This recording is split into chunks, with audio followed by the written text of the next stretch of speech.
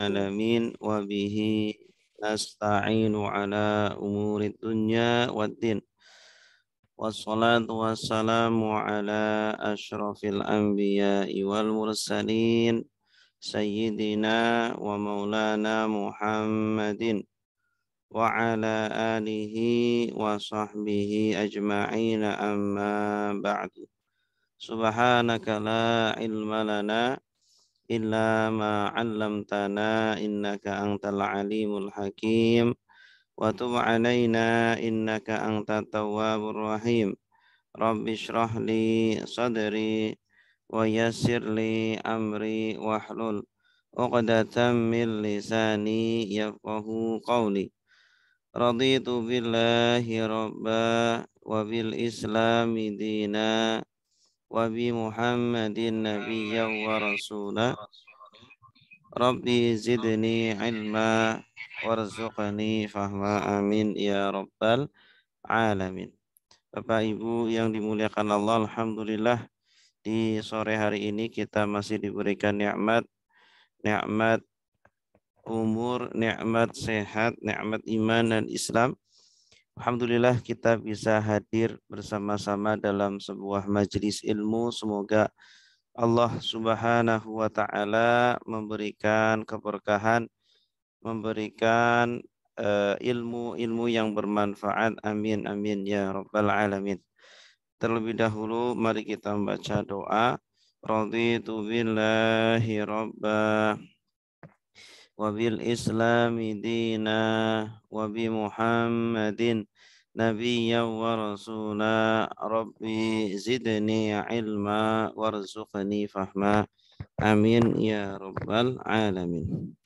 Baik Bapak Ibu yang dimuliakan Allah, insyaallah pada sore hari ini insyaallah kita akan membahas tentang ilmu tasawuf, ya, ilmu tentang mensucikan hati, ilmu tentang menata dan mengolah hati kita agar hati kita selalu sehat, selalu bersih dan suci. Ya, insyaallah kita akan membahas tentang marah. Ya, marah ini adalah salah satu penyakit hati. Marah ini adalah salah satu penghancur manusia. Ya, insyaallah kita akan membahas beberapa sifat-sifat yang bisa menghancurkan dan membinasakan manusia, dan juga sifat-sifat yang bisa menyelamatkan ya manusia. Ya, tentu dengan sifat-sifat yang menghancurkan manusia, ya kita semuanya akan hidup bahagia.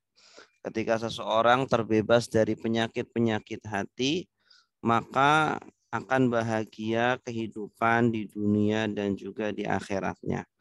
Sebagaimana seseorang ketika terbebas dari penyakit-penyakit fisik, ya, penyakit-penyakit tubuh zahir, maka dia akan hidup sehat, hidup bahagia. Begitupun penyakit hati. Maka rahasia kebahagiaan para ulama, para kekasih-kekasih Allah adalah ketika hatinya sehat. Hatinya tidak ada sifat marah, dengki, sombong, iri, dan seterusnya. Baik, Bapak Ibu yang dimuliakan Allah, insya Allah penyakit hati yang pertama adalah marah. Ya, sebenarnya apa itu marah? Ya, bagaimana para ulama mendefinisikan marah? Ya, innal ghadaba syu'latu narin uqtubisat min narillahi al-muqadah. Ya, sesungguhnya yang namanya marah adalah percikan api. Nah, ketika seseorang marah itu sebenarnya ada percikan api yang menjulur ke hati orang tersebut. Ya, sehingga ketika marah itu bawaannya ya ingin menyambar-nyambar, ingin berkata kasar, berkata keras, ya, berteriak, ya, gitu. Seperti api yang menyambar-nyambar ini. Nah, ini adalah sifat marah. Nah, sifat marah ini sebenarnya adalah sebagian dari sifat setan sebagaimana syaitan terbuat dari api.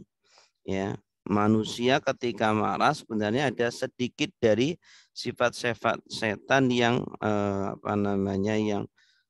ada pada hati tersebut.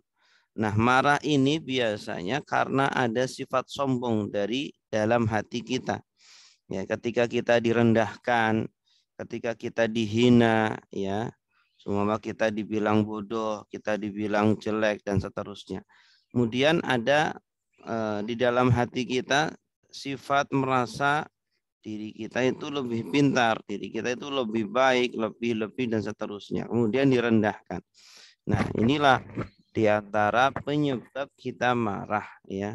Sebaliknya ketika kita tidak memendam rasa sombong, kita merasa diri kita adalah hina, diri kita adalah rendah, diri kita penuh dengan kekurangan-kekurangan.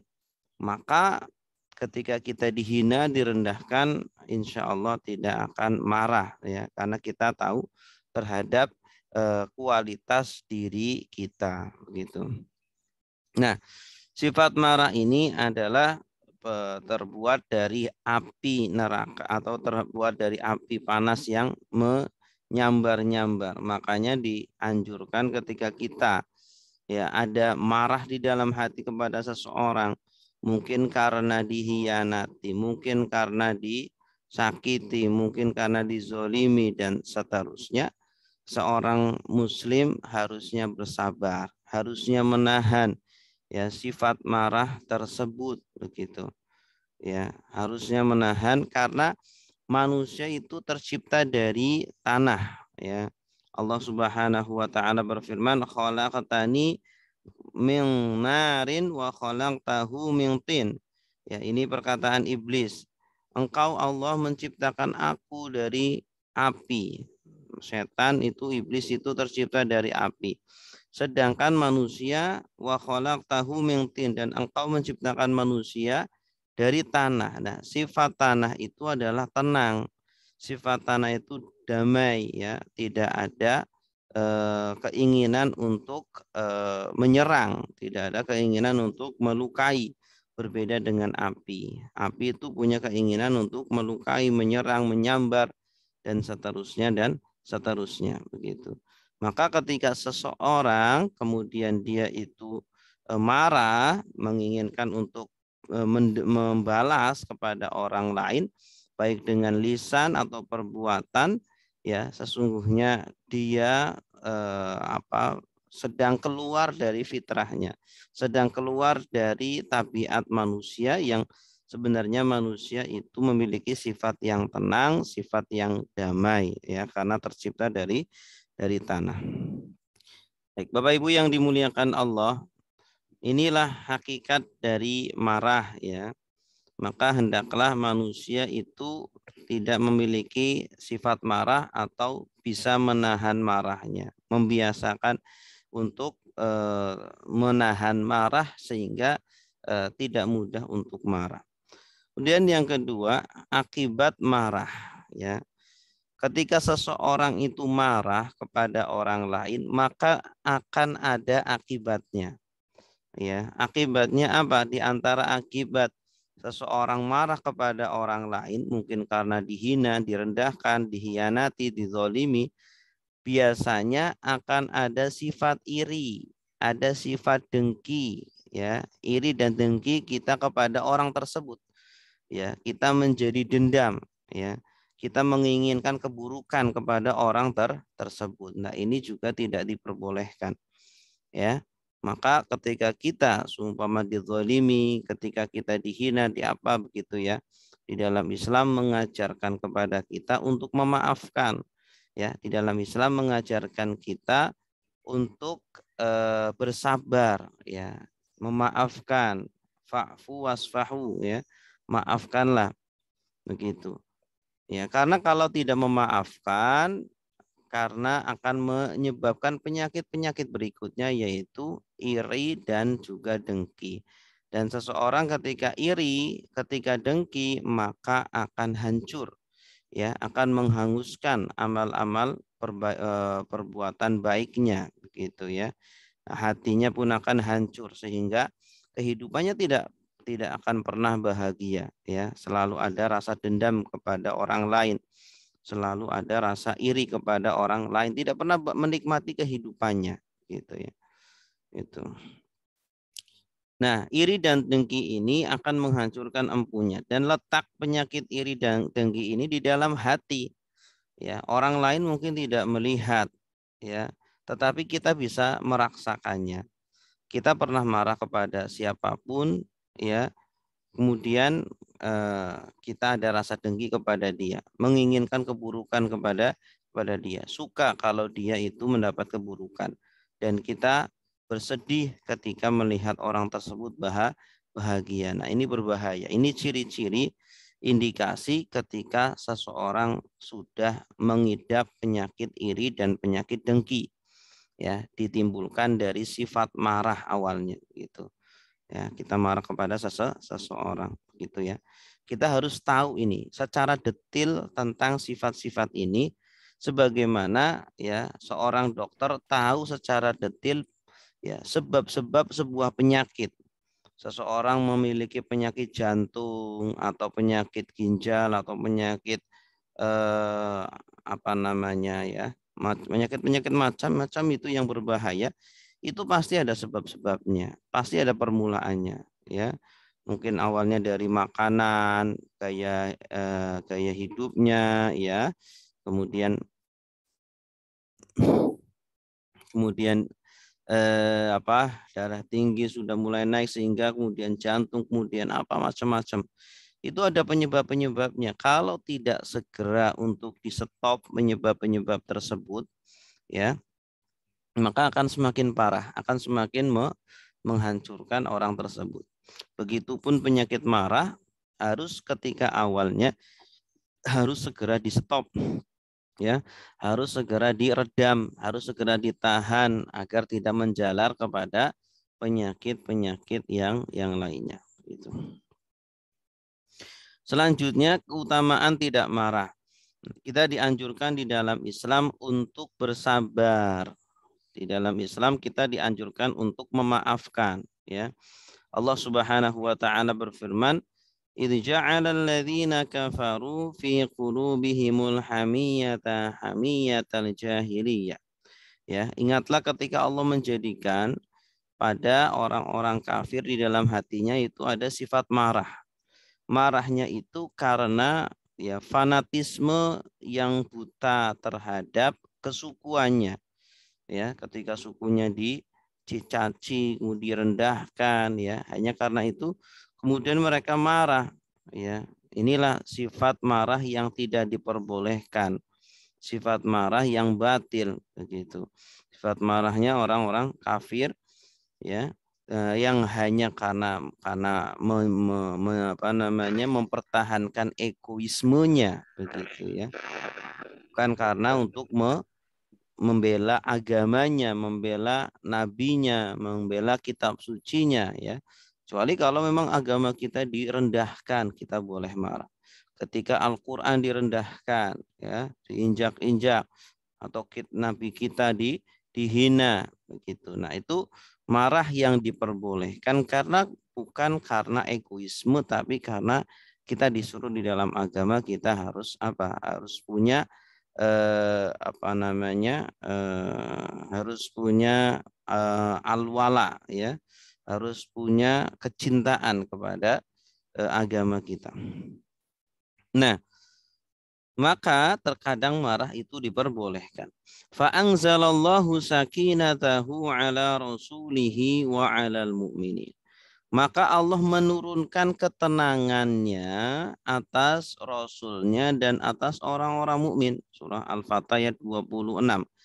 Nah, kebalikan dari sifat marah adalah sifat tenang, ya.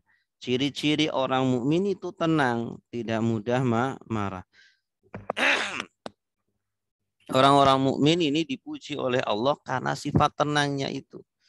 Ya, dalam masalah-masalah apa, ada problem-problem apa, tenang menghadapinya sehingga bisa berpikir dengan jernih, gitu. Orang mukmin itu sifatnya itu tenang, ya. Allah menurunkan ketenangan di dalam hatinya. Ketika mungkin dalam kondisi genting, ya tenang, harus berpikir dengan jernih.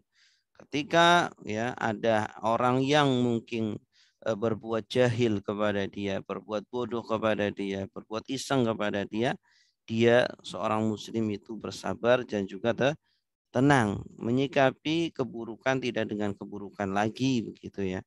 Ya, itu orang mukmin yang dipuji oleh Allah Subhanahu wa taala. Ya, kemudian dalam sebuah hadis juga diriwayatkan, Ruwiya anna rajulan qala, diriwayatkan ada seorang laki-laki yang berkata, "Ya Rasulullah, murni bi'amalin wa aqlil." Ya, wahai Rasulullah, perintahkan saya satu amalan, wa aqlil, dan ya sedikitkan amalannya, jangan banyak-banyak, begitu ya. Artinya dia meminta satu amalan yang utama yang ya bisa saya lakukan sepanjang hidup saya, seumpama begitu ya. Menjadi andalan saya, menjadi penyelamat saya kelak nanti di akhirat ya. Beliau nggak pengen amalan yang banyak-banyak, sedikitin aja begitu ya. Kemudian Rasulullah memberikan satu amalan yang utama, yang mungkin amalan ini ya jarang kita kerjakan. Amalan ini mungkin kita anggap bukan amalan yang besar, padahal amalan ini sangat luar biasa besar ya. Jarang orang yang bisa melaksanakannya, mengistiqomahkannya. Rasulullah memberikan amalan kepada lelaki atau sahabat tersebut. Qala la taghdab, ya. Dia Rasul bersabda, jangan marah, udah jangan banyak-banyak amalan. Cukup kamu punya amalan tidak marah aja, ya. Kamu dihianati, kamu disakiti, kamu dizolimi, kamu dijahilin sama orang lain, la taghdab, jangan marah, begitu ya. Intinya jangan marah, karena semua yang menimpa padamu itu adalah takdir dari Allah ya. Yang menjadikan orang menzalimi kamu ya karena Allah ya menggerakkan hatinya untuk melakukan itu. Mungkin Allah ingin menguji kamu, apakah kamu bersabar atau tidak ya. Ketika kita bersabar, kemudian Allah akan meninggikan derajat kita gitu. Kemudian orang tersebut mengulangi lagi, summa a'ada alaih faqal la taghdab, ya. Rasul yang lain dong, amalan yang lain apalagi. Rasul masih tetap mengatakan la taghdab, jangan marah ya. Kemudian juga Rasulullah SAW pernah ya, bertanya kepada para sahabat, ma ta'uduna sur'ata fikum ya. Eh, apa yang kalian kira atau menurut kalian orang yang kuat itu yang seperti apa ya, orang yang jago itu seperti apa, orang yang jawara itu seperti apa, kata Rasulullah ya. Rasulullah ini dalam metode pembelajarannya itu terkadang dengan tanya jawab ya, dan sering Rasulullah menggunakan seperti itu. Karena di antara metode pembelajaran terbaik adalah dengan tanya jawab, sehingga aktif antara murid dengan guru ya. Kemudian murid itu terpancing untuk berpikir ya, tidak pasif, kemudian tidak diam ya, ngantuk begitu. Nah, Rasulullah kemudian para sahabat kemudian menjawab, qulna alladzi la tasra'uhu ar-rijal. Oh, seorang jawara itu yang tidak ada satu orang pun yang berani nantang gulat sama dia. Ya, dia yang tidak ada yang berani gulat sama dia, yang paling kuat lah. Maka Rasulullah berkata, menjawab, laisa dzalik, bukan itu. Walakin alladzi yamliku nafsahu indal ghadab. Orang yang kuat, orang yang jawara adalah yang bisa memiliki dirinya, bisa menahan, mengontrol hawa nafsunya, mengontrol amarahnya ketika marah ya. Dia bisa marah, dia bisa berbuat ya keras, kasar kepada orang. Bisa mengucapkan kalimat-kalimat yang keras, bisa memukul, bisa membunuh, tapi dia tahan. Ya, dia pendam, dia bersabar. Nah, itulah orang yang kuat begitu ya. Dan jarang orang yang bisa seperti ini. Nah, ini makanya ini amalan yang sangat besar sebenarnya. Bahkan amalan ini bisa jadi melebihi pahala amalan-amalan puasa, amalan-amalan sedekah, amalan-amalan qiyamul lail, tahajud dan seterusnya dan seterusnya. Wa amma asaruhu fil lisan. Sekarang akibat ya, dampak ya dari sifat marah. Ya, begitu buruknya sifat marah ini ada banyak dampaknya. Dampaknya pertama pada lisan ya. Pasti orang yang marah dan mengungkapkan marahnya, tidak menahan marahnya, mengeluarkan marahnya itu ya, pada lisan adalah dia mengucapkan kata-kata yang kotor, kata-kata yang menghina ya, kebun binatang keluar semua, kata-kata jorok keluar ya. Kemudian mungkin ya kata-kata tersebut bisa jadi kata-kata yang apa namanya, kata-kata yang tidak benar, kata-kata yang bohong dan seterusnya dan seterusnya. Karena sudah kadung marah, ya. Bisa jadi mungkin dia memfitnah orang lain, ya.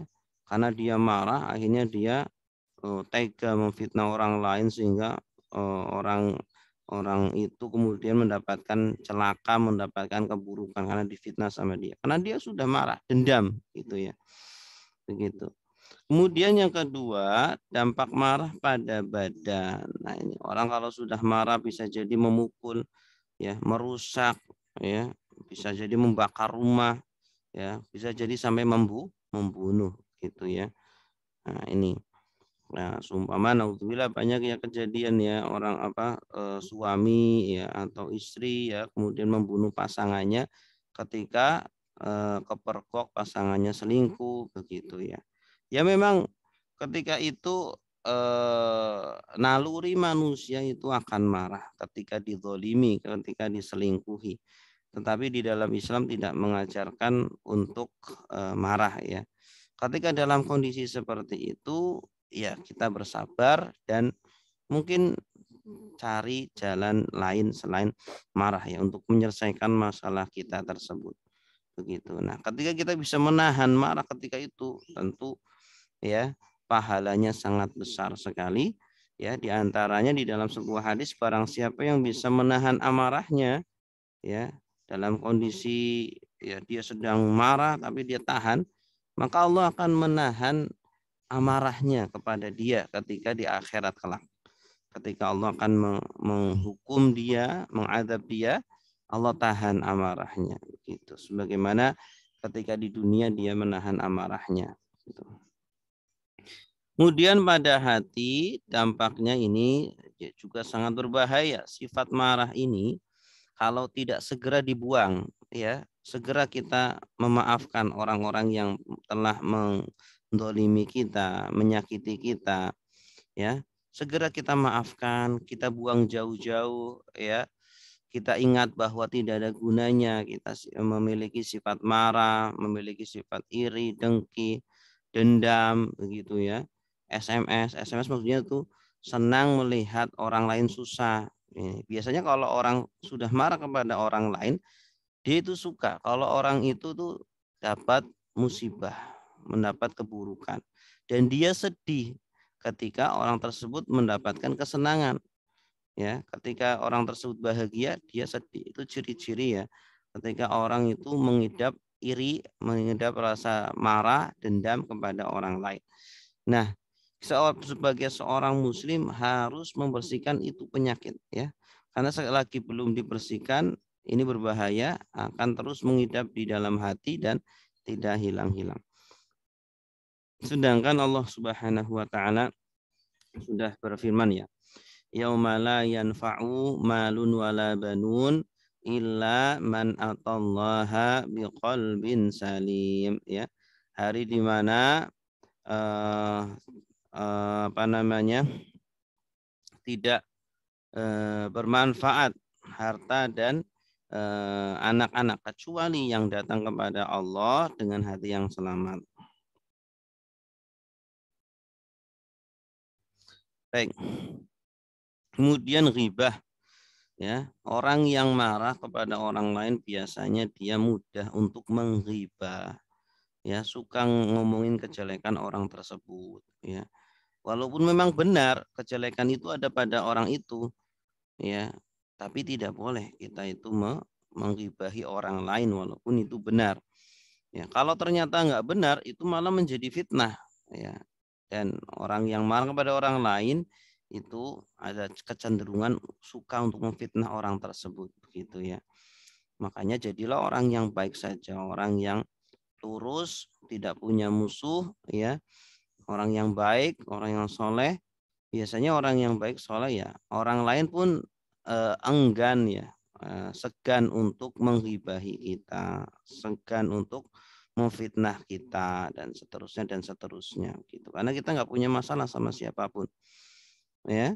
Tapi kalau kita mungkin punya masalah, yaitu menjadikan orang lain kemudian ingin berbuat buruk kepada kita.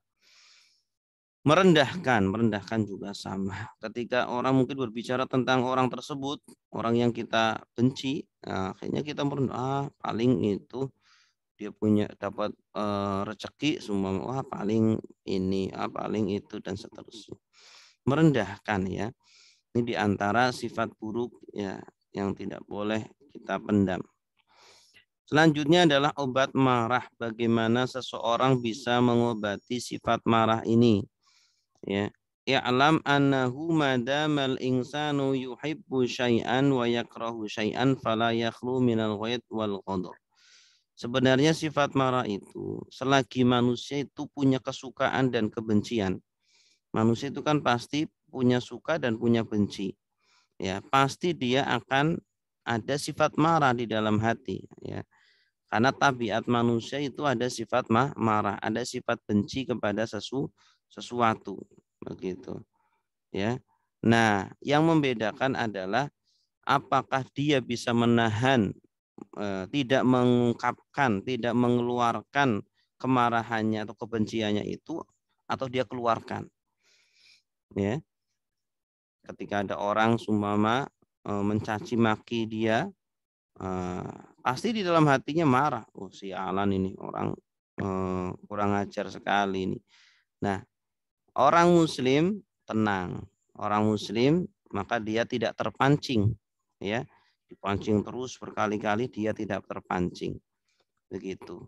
Nah, tapi kalau orang yang sedikit imannya atau mungkin tidak ada imannya, oh dia langsung marah, dia langsung balas. Dia merasa ada hak untuk membalas, begitu. Ada hak untuk marah, begitu. Ya, maka kalau sama-sama dia marah, maka menjadi sama sifatnya. Dia buruk, kita juga buruk seperti itu. Ya. Namun kekuatan marah ini bisa dikendalikan dengan cara apa? Mujahadah. Mujahadah itu latihan. Ya, latihan setiap kali ada orang yang membuat kita marah, ya, kita tahan. Ada lagi kita tahan lagi, sabar, sabar. Terus kita tahan. Lama kelamaan terbiasa, ya. Lama kelamaan menjadi perangai. Itu yang dinamakan akhlak, ya. Yang namanya akhlak itu sesuatu yang sudah terbiasa pada diri kita, ya, ketika ada sesuatu yang baru dari luar, ya, ada orang yang menghina kita, orang memarahi kita, orang memukul kita dan seterusnya. Nah, orang yang punya akhlak baik, ya, maka dia pada respon pertama dia akan merespon dengan baik, ya, dia tenang, dia bersabar, tidak langsung terpancing emosi. Nah, itulah akhlak, ya, itulah ketika sudah menjadi akhlak. Tapi kalau belum menjadi akhlak, mungkin pertama kali dipancing dia langsung marah, kemudian setelah itu dia mencoba untuk bersabar. Nah, itu berarti masih tahap pemula, ya. Ya, masih tahap pemula, perlu latihan, perlu mujahadah terus menerus menahan marahnya, sehingga marahnya itu akan menjadi sifat halim, ya. Sifat halim. Halim itu sifat penyabar, sifat penyantun, ya, sifat ketika orang sudah terbiasa menahan marah, ya, menahan marah atas kondisi-kondisi luar yang menimpa dia, seperti itu, ya. Nah, ini yang pertama dengan cara latihan dan terus latihan bermujahadah, ya, menahan segala macam apa pembangkit marah itu. Yang ketiga, sering membayangkan saat marah bahwa Allah cinta dengan dia jika dia tidak marah, ya, selalu membayangkan ketika dia menahan amarahnya, kemudian dia tersenyum, kemudian dia memaafkan, ya, itu Allah sangat cinta kepada dia, ya. Allah akan memberikan hadiah terbaik kepada dia. Allah akan menahan amarahnya kepada dia. Allah akan menjadikan dia hamba-hamba pilihannya. Itu. Ingat ketika kita bisa menahan marah dan membiasakan itu, Allah akan cinta kepada dia. Karena tidak semua orang ya bisa melakukan ibadah ini. Kalau sholat mungkin banyak orang bisa sholat, puasa banyak, sedekah banyak, tetapi yang bisa menahan amarahnya sangat sedikit. Bahkan mungkin yang sudah bergelar ustadz, bergelar kiai, haji, ulama, ya, belum tentu mereka bisa menahan amarahnya, gitu. Ya, makanya terkadang Rasulullah itu menyebut ada calon penghuni surga, tapi padahal dia orang biasa. Suatu ketika di Masjid Nabawi Rasulullah mengatakan kepada para sahabat akan datang seseorang yang dia adalah calon penghuni surga. Ya, kemudian ternyata yang datang sahabat yang kurang dikenal, kurang terkenal. Ya, dia membawa sendalnya yang sederhana, kemudian masuk ke dalam masjid. Ya, hari kedua Rasulullah pun mengatakan seperti itu, dan yang datang orang itu lagi sampai 3 kali. Sampai akhirnya ada salah satu sahabat yang penasaran, amalan apa sih yang dilakukan oleh sahabat tersebut sampai sudah dicap sebagai calon penghuni surga. Ya, setelah dia datang ke rumahnya dan izin untuk menginap 3 hari 3 malam, diperhatikan tidak ada amalan yang istimewa, ya, tidak ada amalan istimewa, puasa tidak, sholat malam juga tidak. Nah, akhirnya sahabat tersebut bertanya, sebenarnya apa sih yang menjadikan Rasulullah mengistimewakan kamu sehingga kamu dicap sebagai calon penghuni surga. Nah, maka orang tersebut ya kebingungan juga. Nah, saya juga nggak tahu, ya.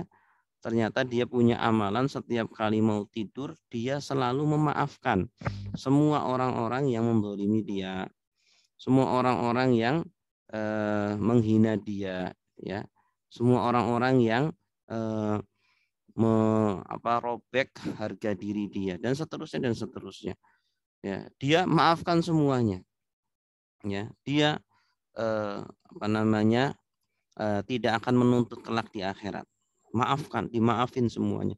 Akhirnya Rasulullah SAW mengatakan dia adalah calon penghuni surga. Jadi bisa mengalahkan amalan-amalan yang lainnya. Ya, amalan puasa, amalan qiyamul lail kalah semuanya dengan amalan tersebut. Kemudian yang keempat, bagaimana cara kita bisa menahan marah, yaitu dengan cara menyibukkan perkara yang lebih penting. Ya, kita punya dendam marah pada seseorang, pada siapa? Coba sibukkan dengan hal yang lain yang lebih penting daripada kita menyibukkan bagaimana balas dendam kepada orang tersebut, ya, bagaimana mencelakai orang tersebut, bagaimana agar dia itu sengsara. Nah, ngapain ya kita mikirin seperti itu? Toh ketika seumpama sudah terbalaskan, ya kita nggak akan bahagia. Tetap di dalam hati itu masih ada penyakit itu, ya. Maka yang terpenting adalah dengan menyibukkan dengan perkara-perkara yang lebih penting. Kewajiban-kewajiban kita masih banyak gitu ya. Nanti lama kelamaan juga akan lupa dengan itu. Kemudian penyebab-penyebab marah. Ini sangat penting sekali kita mengetahui penyebab-penyebab orang bisa marah. Qad arafta anna ilaja kulli illatin bihasmi madatiha wa izalati asbabiha. Ya, sebab atau obat dari semua penyakit adalah dengan menghilangkan bahan-bahan ya atau penyebab-penyebab penyakit tersebut. Maka kita harus tahu apa sebab-sebab dari marah. Apa yang menyebabkan seseorang itu bisa marah. Ya. Wa asbabuhu al-muhayyijatu lahu hiya azzahu. Penyebab-penyebabnya adalah pertama sombong. Orang biasanya marah karena di dalam hatinya ada sombong. Ya, ketika dia direndahkan, kamu bodoh. Ya, kalau di dalam hatinya tidak ada sombong, dia merasa saya tidak pintar-pintar amat tuh, ya, saya tidak hebat-hebat amat tuh, saya enggak keren-keren amat tuh. Ya, di dunia ini siapa saya? Saya biasa saja. Saya datang ke sini, ke dunia ini dalam kondisi tidak punya apa-apa, dalam kondisi membutuhkan orang tua, membutuhkan orang lain, harta tidak membawa, ya, pakaian tidak bawa, ya, jabatan apalagi, ilmu apalagi, harta apalagi. Ya, kemudian Allah memberikan semuanya. Ini semuanya pemberian Allah. Semuanya adalah titipan Allah. Ngapain kemudian saya merasa sombong dengan titipan-titipan ini? Begitu. Nah, jadi yang pertama yang menyebabkan orang marah karena ada merasa dirinya itu ya punya sesuatu, merasa dirinya itu mulia, ya. Padahal seseorang muslim itu harus tawadhu, ya, merasa dirinya itu rendah, merasa dirinya itu tidak ada apa-apanya, begitu ya. Baik di hadapan manusia ataupun di hadapan Allah. Yang kedua ujub, karena ingin ingin dipuji oleh orang lain. Ini ujub. Ya, ingin dipandang oleh orang lain. Ingin disanjung oleh orang lain. Nah, ini bahaya kalau seseorang di dalam hatinya yang menjadi pikirannya bagaimana agar orang lain memuji dia. Oh, hebat kamu ya. Mobilnya baru, oh hebat ya, bajunya mahal, oh hebat, gitu. Nah, inilah penyakit ujub. Kalau orang itu punya ujub, sifat-sifat seperti itu, ingin dipuji, baik dari sisi dunia ataupun akhiratnya, maka dia akan mudah marah. Ya, akan mudah marah ketika kemudian dia rendahkan, kemudian dia dihina, ya, kemudian dia tidak dianggap, itu akan ada sifat marah di dalam hatinya. Ya, baik diungkapkan atau masih terpendam. Yang ketiga adalah karena bercanda. Terkadang marah itu karena bercanda dan bergurau, ya. Terkadang orang ketika bercanda berlebihan sampai merendahkan orang lain sehingga menjadi marah. Nah, ini. Makanya ketika bercanda pun harus hati-hati. Ketika bercanda pun jangan sampai merendahkan dia atau merendahkan orang tuanya atau pasangannya atau siapapun yang berkaitan dengan dia. Jangan sampai merendahkan. Rasulullah pun bercanda, tetapi Rasulullah tidak merendahkan. Ya, Rasulullah bercanda tetapi tidak berbohong dalam bercandaannya. Ya, Rasulullah bercanda dengan sangat indah, gitu ya. Suatu ketika ada seorang nenek-nenek, ya, kemudian Rasul mengatakan di surga tidak ada nenek-nenek, ya. Oh, nenek-nenek tersebut menangis, ya Rasulullah, gimana kalau saya tidak di surga? Di neraka itu sangat panas, ya.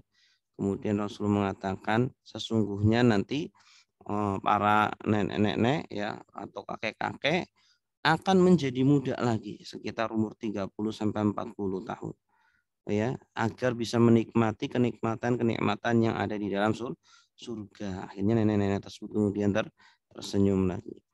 Kemudian apa ini? Merendahkan, bukan merencahkan, ya, merendahkan. Ini juga salah satu hal yang bisa menimbulkan marah, yaitu merendahkan. Ya, maka ketika berbicara, ya, jangan terkesan kita merendahkan orang lain. Ketika berbicara, hormatilah orang-orang lain. Pakai diksi-diksi yang indah, diksi-diksi yang senang didengar oleh orang lain, begitu. Tidak mencela, begitu ya. Tidak mencela orang lain, begitu. Tidak ada untungnya kita mencela orang lain agar kita tinggi. Itu tidak ada untungnya. Justru ketika kita merendah dan kita meninggikan orang lain, menghargai, menghormati, menyanjung orang lain, justru kita akan semakin, ya, mulia. Justru kita akan semakin tenang hidupnya. Berdebat ini juga, ya, ketika kita berdebat, ketika ada perbedaan pendapat atau perbedaan pandangan, ya, jangan terlalu diperuncing begitu. Ketika orang berbeda dengan kita, oh iya, silakan gitu ya, berbeda. Selagi perbedaan itu memang diizinkan begitu. Ya. Kecuali kalau mungkin perbedaannya sudah parah yang tidak diizinkan di dalam agama ya, semua dia memiliki pemahaman yang menyimpang. Perlu bagi kita untuk meluruskan, tapi tanpa harus merendahkan, tanpa harus melakukan kekerasan dan seterusnya. Kemudian selanjutnya dalam melanggar janji ini juga salah satu yang menjadikan sebab marah. Makanya jangan mudah untuk berjanji, jangan mudah untuk melanggar janji ya. Kalau kita tidak bisa menepati, jangan berjanji. Nah ini karena apa? Orang yang dihianati, orang yang tidak ditepati janjinya ya bisa marah. Ya. Tamak kepada harta dan jabatan ini juga menjadi sebab orang ketika ngoyo kepada harta dan jabatan atau kepada dunia, ya ketika dia tidak memperoleh apa yang dia inginkan, ya yang dia kejar, biasanya mudah untuk marah gitu. Selanjutnya, cara menghilangkan marah adalah dengan mengurangi hal-hal ya penyebabnya, ya kurangi sifat-sifat atau kalau bisa hilangkan sifat-sifat yang tadi sudah disebutkan, perbuatan-perbuatan tadi yang sudah disebutkan. Sombong, ujub, bercanda, bergurau, merendahkan, mencela, berdebat, melanggar janji, tamak harta dan jabatan itu ya kalau bisa dihilangkan semuanya. Kalau bisa dihilangkan, insya Allah kita tidak ada sifat marah. Obat saat marah. Nah, sekarang kalau sedang marah, bagaimana cara mengobati diri kita? Kalau tadi kan sebelum terjadinya marah. Yang pertama memikirkan keutamaan menahan marah ya dan bersabar. Ya, banyak sekali keutamaan-keutamaan orang yang bisa menahan marahnya, memaafkan, ya bersabar, ya bahkan melebihi ibadah-ibadah seperti puasa, ya tahajud. Mungkin kita nggak sanggup berpuasa, lapar, haus. Kita nggak sanggup qiyamul lail, ngantuk, ya. Maka ada ibadah lain yang tidak kalah utama, ya kalah besar pahalanya yaitu menahan marah atau bersabar. Yang kedua, membuat takut diri akan siksaan Allah jika marah. Ingat ketika kita marah, ya itu akan menjadi murkanya Allah Subhanahu wa taala. Ya. Walaupun mungkin kita berhak untuk marah menurut diri kita ya karena mungkin kita didolimi. Yang ketiga, memikirkan akibat marah di dunia. Ketika orang marah di dunia, tentu orang tidak suka dengan kita. Akan putus silaturahmi dengan orang tersebut. Sehingga ya kita semakin sedikit temannya, semakin sedikit relasinya, semakin ya sempit hidup kita begitu ya. Orang itu ketika hidupnya itu ya banyak yang membenci dia, ya banyak yang tidak suka dengan dia, ya hidupnya tidak enak. Percuma harta banyak, ya jabatan tinggi, ya tetapi dibenci sama orang, ya, itu enggak ada gunanya. Yang empat, membayangkan buruknya diri saat marah. Ingat ketika kita marah, bagaimana muka kita yang sangat buruk, ucapan kita yang sangat buruk, ya, suara yang keras, ya itu tidak ada orang yang suka dengan kondisi seperti itu. Yang kelima, memikirkan alasan kenapa harus marah. Ingat, ketika kita marah, kenapa saya harus marah? Apa untungnya saya marah? Apakah marah itu akan menyelesaikan masalah? Apakah marah kemudian menjadi solusi? Gitu ya. Kalau bisa bicara dengan tenang, bicara dengan halus, kenapa tidak dengan cara seperti itu, ya? Dengan cara yang lebih baik. Keutamaan menahan marah. Banyak sekali keutamaan menahan marah. Di antaranya adalah firman Allah, wasari'u ila maghfiratin min rabbikum wa jannatin arduhas samawati wal ardu 'iddat lil muttaqin. Ya. Dan kejarlah, bersegeralah kepada ampunan Tuhanmu dan surga yang luasnya langit dan bumi disediakan untuk orang-orang yang bertakwa. Siapa? Orang-orang yang bertakwa, ciri-cirinya yang menginfakkan dalam kondisi sulit dan lapang. Dan yang kedua, yang menahan marahnya. Wal kadhiminal ghaidh. Kalau kita ingin disebut orang yang bertakwa, kita sudah bertakwa belum? Di antara ciri-cirinya orang bertakwa itu mudah suka menahan amarahnya. Al-kadziminal ghaid, ya, wal 'afina 'anil nas, dan mudah memaafkan. Orang lain berbuat salah kepada kita, kita maafkan, ya. Kita maafkan. Wallahu yuhibbul muhsinin, dan Allah mencintai orang-orang yang berbuat baik. Kemudian orang yang menahan marahnya, maka Allah akan menahan siksanya. Allah akan menahan amarahnya, gitu ya. Man kaffa ghadabahu kaffallahu anhu adzabah. Barang siapa yang menahan marahnya, Allah akan menahan siksaannya. Kemudian ya, Rasulullah juga bersabda, asyaddukum man ghalaba nafsahu 'indal ghadab. Orang yang paling kuat di antara kalian yang bisa menahan marahnya ketika marah. Wa ahlamukum man 'afa 'indal qudrah, ya. Dan orang yang paling penyabar adalah yang bisa memaafkan dalam kondisi dia sanggup untuk membalas, gitu. Halim, orang yang sudah terbiasa menahan amarahnya maka menjadi halim. Kemudian juga diriwayatkan bahwa ada seorang laki-laki dari Baduy yang kasar, ya. Laki Baduy yang kasar berkata kepada Umar, mengatakan, wallahi ma taqdi bil adli. Umar, kamu itu enggak adil. Kamu ketika memutuskan itu enggak adil. Padahal Umar itu sangat adil, ya. Kemudian Umar marah, faghadiba Umar, ya, sampai mukanya itu, ya, memerah, ya, terlihat marah, ya. Kemudian ada seorang laki-laki yang berkata kepada Umar, ya Amirul Mukminin, alam tasma qala Allah Ta'ala, khudil afa wa'mur bil urfi wa'arid anil jahilin. Ada sahabat yang menasehati Umar, Umar, wahai Amirul Mukminin, bukankah Allah sudah berfirman, ya, maafkanlah, perintahkanlah kebaikan, dan berpalinglah dari orang-orang yang jahil. Nah, artinya apa? Berpalinglah dari orang-orang yang, ya, orang Badui tadi yang mengatakan Umar itu tidak adil, padahal Umar sudah adil, ya.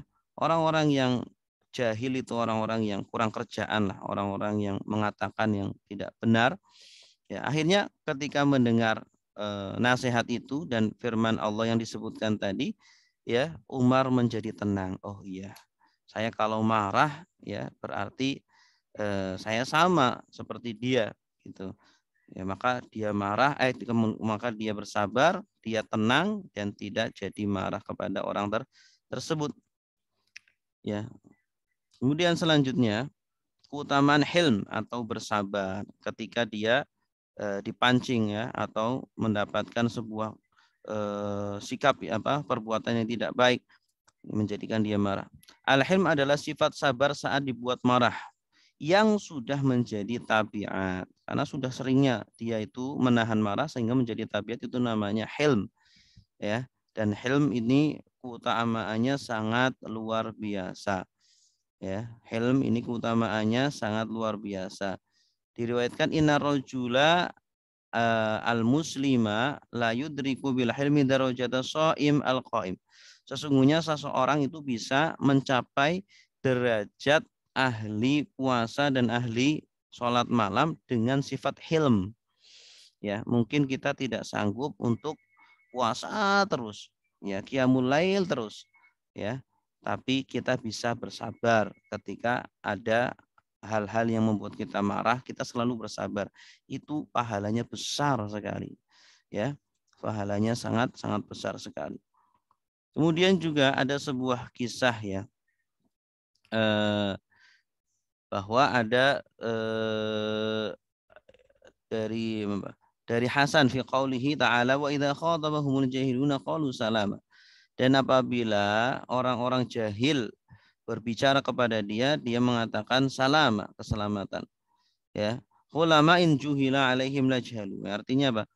Orang-orang yang halim, orang-orang yang mencapai derajat halim, ketika dijahili dia itu tidak akan menjawab, ya. Dia akan bersabar. Ya, kemudian ketika melewati orang-orang yang seperti itu, dia pun, ya, lewat dengan tenang, ya, memaafkan terhadap perbuatan mereka, ya. sebagaimana ilmu itu butuh belajar, ya, sebagaimana ilmu itu bitta'allum, ya, al-hilmu juga bittahallum, ya. Innamal ilmu bitta'allum wal hilmu bittahallum.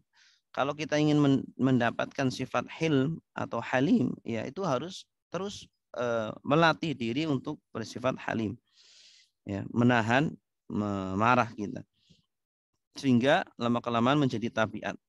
Ya, seperti ketika kita ingin menjadi orang berilmu, harus terus belajar dan belajar sedikit demi sedikit sampai menjadi ulama, menjadi alim.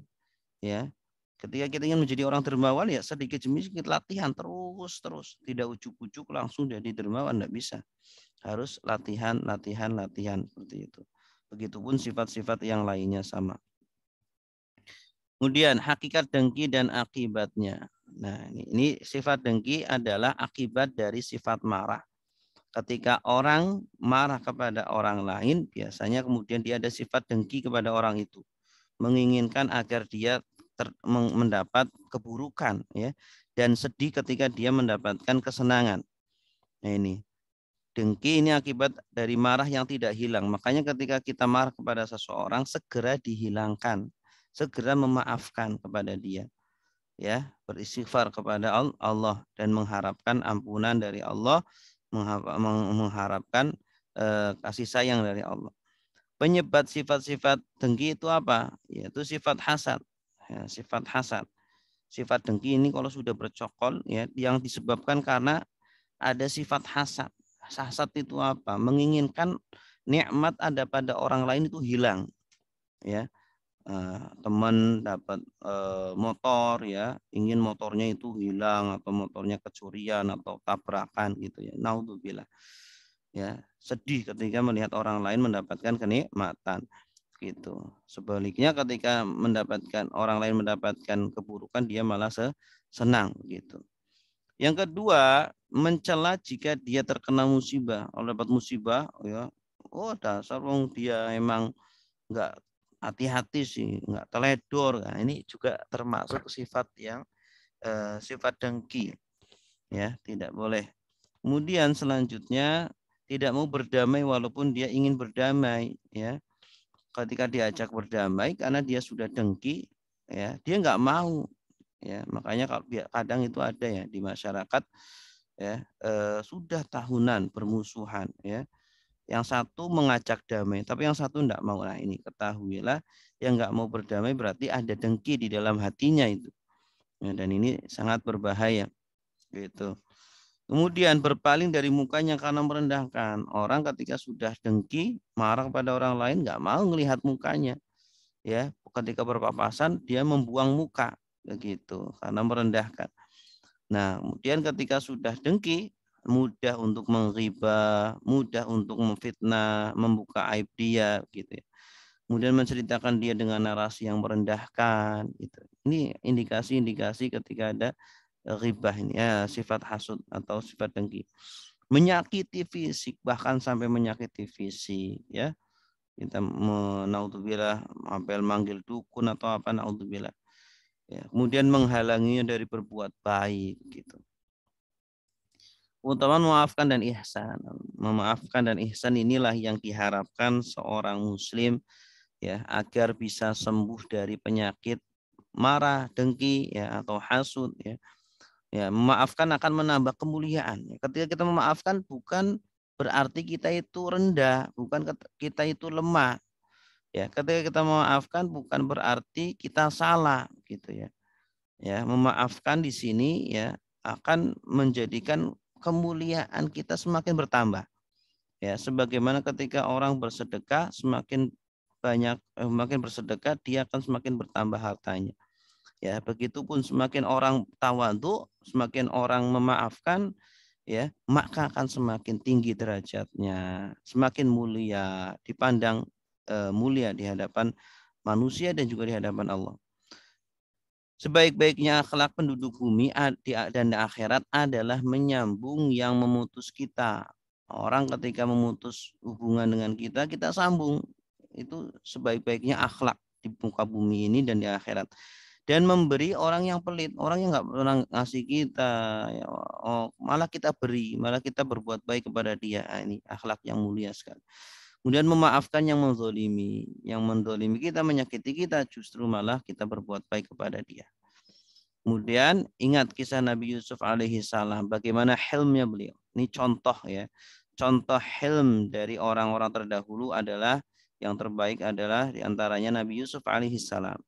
Ya, ketika disakiti oleh saudara-saudaranya, ya dimasukkan ke sumur, ya, ketika kemudian di akhir ceritanya Nabi Yusuf alaihi salam, ya, kemudian memaafkan saudara-saudaranya ini, ya, dimaafkan semuanya. La tasriba alaikumul yaum yaghfirullahu lakum, ya. Allah memaafkan kalian semuanya dan tidak ada dendam dari diriku sedikit pun kepada kalian semuanya. Baik, Bapak Ibu yang dimuliakan Allah, demikian yang bisa kami sampaikan berkaitan dengan sifat marah, ya, salah satu penyakit hati yang harus kita jauhi. Semoga kita semuanya bisa terjaga. Mari kita tutup. Mari kita silakan bagi Bapak Ibu yang ingin bertanya, kami beri kesempatan, ya. Mungkin ada waktu 5 menit, silakan kalau mau bertanya. Silakan.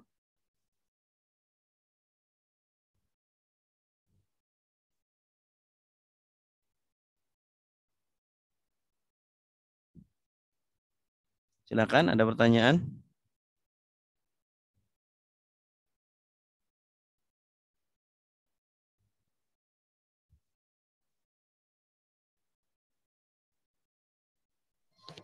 Assalamualaikum Ustadz. Ya. Izin bertanya, kalau misalnya kita memaafkan tapi belum bisa melupakan, itu termasuk belum ikhlas atau gimana ya Ustadz? Iya, kalau melupakan itu ya manusia itu tidak bisa sulit ya untuk melupakan. Ingat, masih ingat sih ingat. Tetapi ya kita berusaha untuk memaafkan gitu. Kalau sifat ingat itu tabiat manusia, nggak bisa dipaksa. Justru malah kalau dilupakan berusaha melupakan malah tambah ingat, kadang malah seperti itu. Maka dari itu kalau kita nggak bisa melupakan tidak apa-apa, ya. Yang penting tidak ada sedikit pun kita dendam. Ketika dia mendapatkan kebaikan, mendapatkan kebahagiaan, kita tidak marah, kita tidak sedih, ya. Kemudian ketika dia mendapatkan keburukan, kita tidak senang. Nah, itu insya Allah sudah tidak ada dendam tuh di dalam hati. Sudah tidak ada hasut, tidak ada dengki, iri di dalam hati. Itu ciri-cirinya. Gitu. Ya, tapi kalau harus lupa itu nggak bisa, karena lupa itu kan bukan perbuatan kita, ya. Lupa itu kan Allah yang memberi, ya. Jadi kalau kita paksakan untuk lupa, ya nggak bisa, ya. Kalau memang Allah memberi ingat terus, ya ingat terus gitu, ya. Gitu. Pemberian dari Allah. Baik Ustadz, terima kasih. Ya, sama-sama. Silakan. Assalamualaikum Ustadz, dengan Bu Waalaikumsalam. Lia. Ya, silakan Bu. Iya, Ustadz, saya ingin bertanya. Seringkali di sekitar itu kan banyak kasus-kasus di mana orang tua itu marah ke anak itu sampai semena-mena, bahkan kadang berkata-kata yang kasar atau bahkan menyakiti anaknya, bahkan juga tidak segan orang tua itu juga menghajar anak. Nah itu sebenarnya sampai di mana sih Ustadz? Orang tua itu boleh marah ke anak? Itu saja Ustadz, terima kasih. Iya, kalau sampai menghajar itu nggak boleh, ya. Kalau sampai menghajar itu nggak boleh kepada anak, ya. Anak itu kan titipan dari Allah, ya, dan anak itu juga ujian dari Allah. Kita diminta untuk mendidiknya, menjaganya. Nah, maka ketika anak berbuat salah, anak berbuat sesuatu yang memancing amarah kita, ya kita boleh untuk menasehatinya, bahkan harus menasehatinya, tapi sebisa mungkin berlatih untuk bersabar. Memang berat itu. Ya, saya juga masih belum bisa maksimal untuk bisa menahan amarah seperti itu. Tetapi terus dilatih ya untuk bersabar, ya, untuk bisa memaafkan.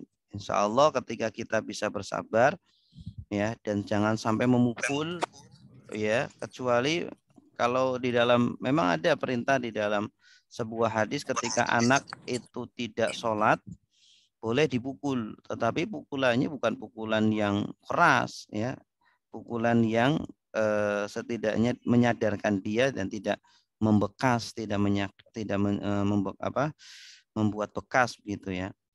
Itu. Nah, silakan dipukul seperti itu ketika dia tidak mau menjalankan syariat atau tidak mau sholat gitu, tidak mau puasa padahal sudah waktunya ya, umur 6 tahun diperintah 10 tahun silakan dipukul begitu. Tapi kalau seumpama perkara apa begitu ya, selain dari sesuatu yang bersifat agama begitu ya, apa seumpama mengganggu kita seumpama ya, atau ngotorin rumah begitu ya. Lah itu ya, itu di situ kan bukan bersifat apa ya, tidak bersifat dengan agama ya, tapi kita tetap ya itu memang apa namanya ya, bagaimana jelasinnya itu ya, kalau di dalam nas-nas agama itu sifatnya itu yang anak itu berkaitan dengan agama yang kita boleh memukul. Tetapi kalau tidak berkaitan dengan agama, ya kita sebisa mungkin kita bisa bersabar. Ya, sebisa mungkin kita bisa memaafkan gitu. Ya, jangan ada kekerasan dengan di rumah tangga kita begitu. Iya, baik Ustadz. Terima Ya, kasih. ya, sama-sama. Silakan yang lain.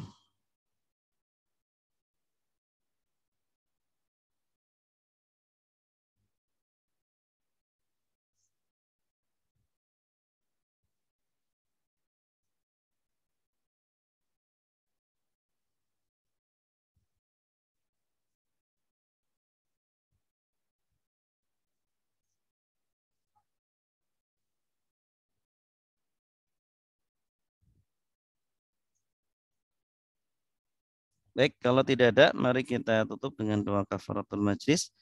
Subhanakallahumma wa bihamdika asyhadu an la ilaha illa anta astaghfiruka wa atubu ilaik. Wassalamualaikum warahmatullahi wabarakatuh.